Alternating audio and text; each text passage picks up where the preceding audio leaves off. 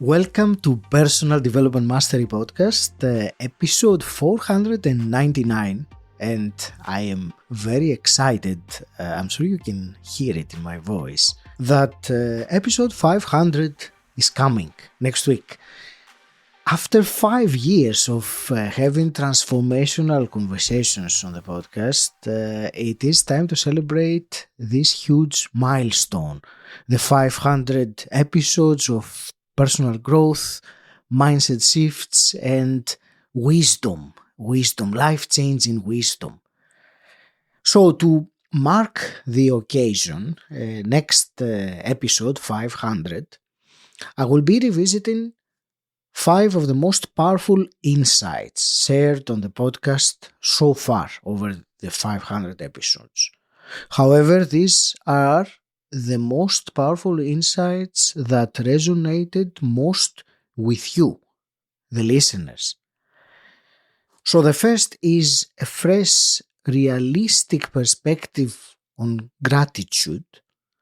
The second is the key to unlocking your genius through personal values.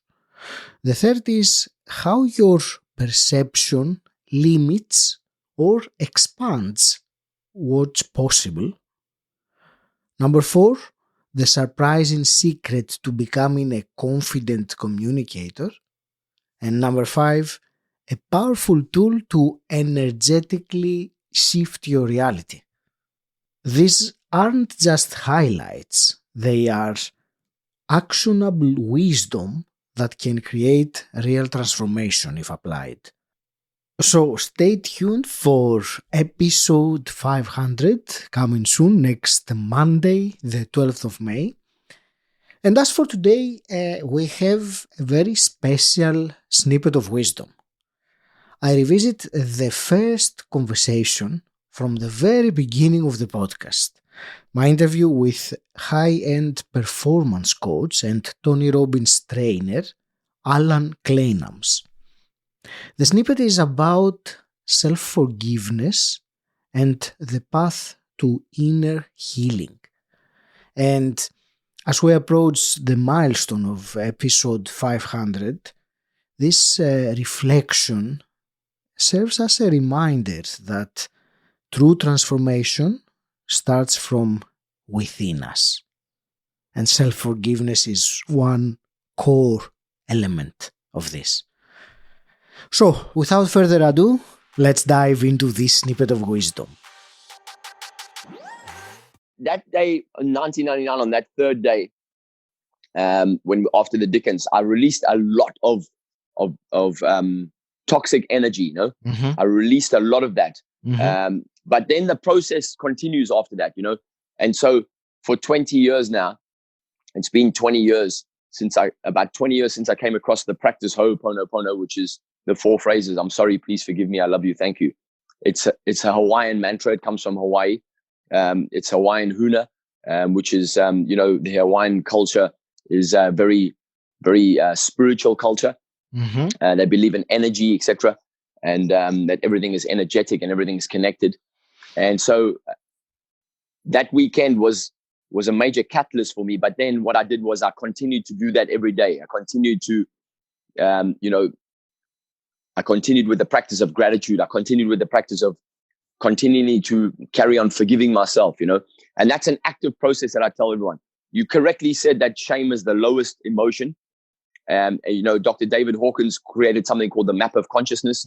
On the map of consciousness, shame is the lowest vibrating emotion. In other words, for anyone who's watching or listening to this, what that actually means is that the frequency or the emotional vibration of shame is very, very low, very dense. And so trauma that creates shame, when it's unhealed, then it manifests in disease. And this is what we're seeing now with more and more people around the world, because of the fact that more and more people are, we continue to mask our shame or continue to cover it up with all kinds of things that offer very short-term validation, short-term gratification. We are constantly being manipulated as consumers to buy certain things, because if we buy certain things, it'll make us feel better about ourselves. And that's what people are doing. They're placing their emphasis on the wrong things in order to feel better about themselves, rather than looking within and saying, okay, cool, what is it that's really making me unhappy, and what's really triggering my anger or my frustration and my sense of guilt. There's a lot of guilt that people carry around, guilt and shame. Guilt because they feel they've done something wrong when they were much younger and they're not even sure what it was, but it's kind of in the unconscious. So to answer that question, to continue to release and continue to allow yourself to process your trauma. This is something that you have to continue to do with yourself all the time. Mm-hmm. So if you take the average person who looks in the mirror, without even knowing it, they have an unconscious charge in their nervous system because they don't like what they see, because they've been told certain things about themselves when they were younger, or they've been programmed by society that to look a certain way is the best way. And if you don't look like that, then you don't really fit in, right? And you're not accepted, you're not loved. And because when we were young too, we learned something unconsciously, which is inaccurate. And we all form a false premise or a false idea around love. So when we were young, we believed that love came from our parents, love came from other people.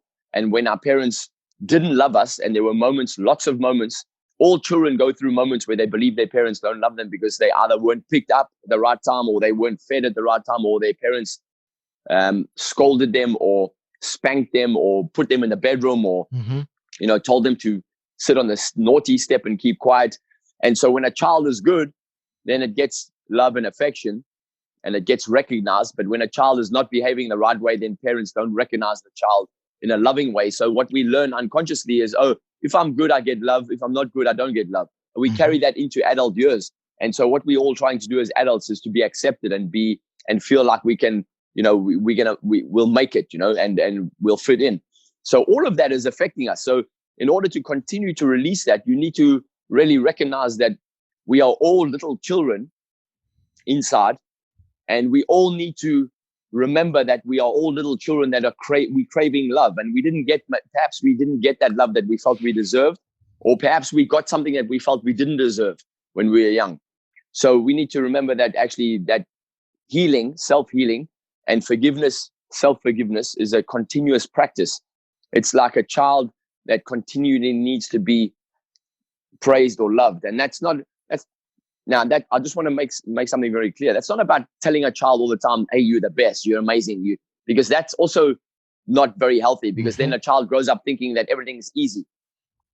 It's really just about recognizing, just about being loving, being kind to yourself. You can never be too kind to yourself. And people are not very kind to themselves. People are very unkind to themselves generally, but you can never be too kind in terms of how you treat yourself in a loving way. So it's really just about recognizing that there's a child inside of you that really needs to be healed and really needs to be reminded that actually you're okay, you're enough, you are loved.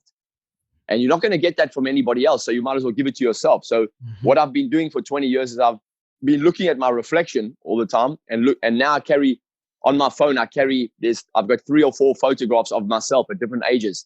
One photograph at about 18 months, one photograph at about 2 or 3 years of age, one photograph at 5.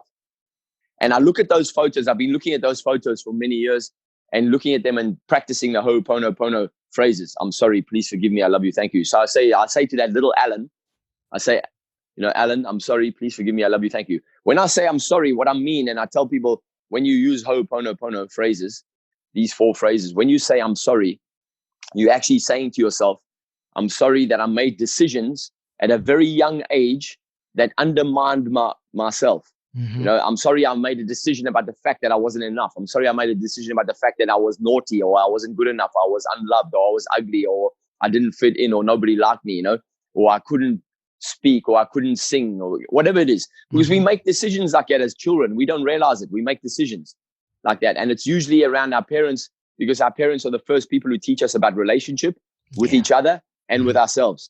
That's where we learn about relationship. And you either learn a healthy relationship or you learn an unhealthy relationship.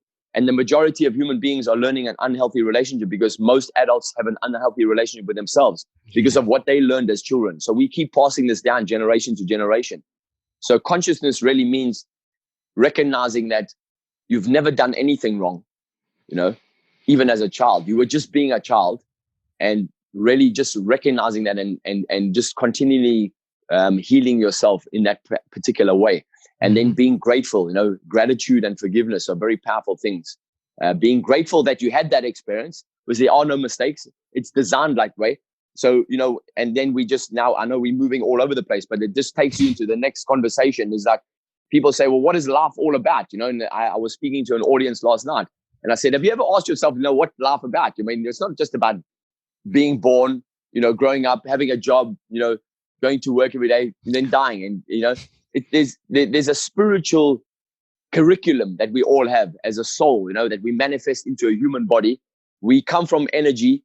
We manifest into a human body. We're here for a short while. So what is life about? Life is a spiritual playground. It's a spiritual curriculum. We're here. It's like a spiritual school. So we must be grateful for all of the experience that we had as kids.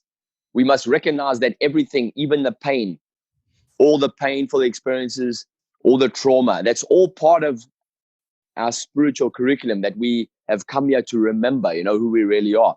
And then once our life is over, we'll return back to energy, And so while we are here as matter for a short while, we must make sure that our life matters. So really, it's just about recognizing, who am I becoming, and what, who would I like to become? And what is my life going to be about, so that I can make the biggest difference and have the biggest impact? And then really the biggest way you can have the biggest impact is to heal yourself, because then when you heal yourself and you have no fears and you don't worry about what other people think about you, that's one of the biggest benefits to healing your own heart, is you have no worries about what people think of you, because you're not trying to pretend that you're something that you're not, because you're afraid of what they might see. It changes everything. And then you can show up more authentically. And when you show up more authentically, it means you can be more present. And when you're more present, then you recognize the beauty in everything. You recognize the magic in everything. Like Einstein used to say, right? You recognize the magic in everything, because everything is magic. Especially when you look at quantum physics and you see how everything is connected. Everything is energy, and energy has so many different forms. This couch I'm sitting on, this phone I'm looking at, this, the clothes hanging on the line, the cars outside. This is all energy that's forming in these different forms, these solid forms.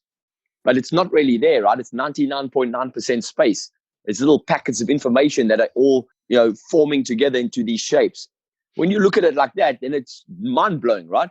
But we get so caught up in the smallest part of the conscious mind that becomes critical by nurture. And then we forget about all the other stuff.